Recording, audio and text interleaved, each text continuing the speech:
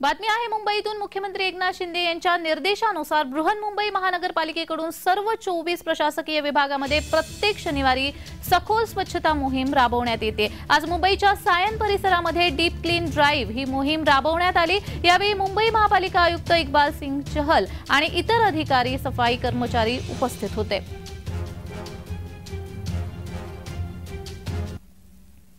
तर मुंबई महापालिका आयुक्त इक्बाल सिंह चहल यांच्याशी बातचीत केलेली आहे आमचे प्रतिनिधी डॅरेल मिरांडा यांनी। पाहूयात। स्वच्छता मोहीम अंतर्गत मुंबईत जे सध्या महापालिकेच्या वतीने डीप क्लीन ड्राइव्ह सुरू आहे, आपल्यासोबत बोलण्यासाठी महापालिकेचे आयुक्त इक्बाल चहल काय सांगाल? महापालिकेच्या अंतर्गत डीप क्लीन ड्राइव्ह सुरू आहे। दर शनिवारी जे ते डीप क्लीन ड्राइव्ह होत असते, मुख्यमंत्री स्वतः उपस्थित असतात, आपण देखील सध्या उपस्थित आहेत स्मशानभूमीमध्ये। लोकांचा प्रतिसाद कसा आहे? आपले राज्याचे मुख्यमंत्री महोदय आदरणीय एकनाथ शिंदे सरांनी जे संकल्पना मांडली, त्यांचं विजन आहे, परंतु ही काही शासनाची स्कीम नाही, हे काही बीएमसी स्कीम नाही।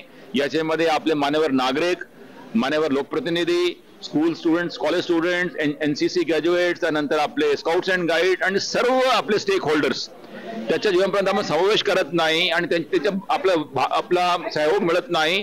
तेव्हापर्यंत आपल्याला जे काही अपेक्षित यश आहे मुंबईला एकदम स्वच्छ ठेवण्याच्या, एक नॅशनल राष्ट्रीय स्तरावर एक मॉडेल तयार करण्याच्या, ते आपल्याला यश मिळणार नाही।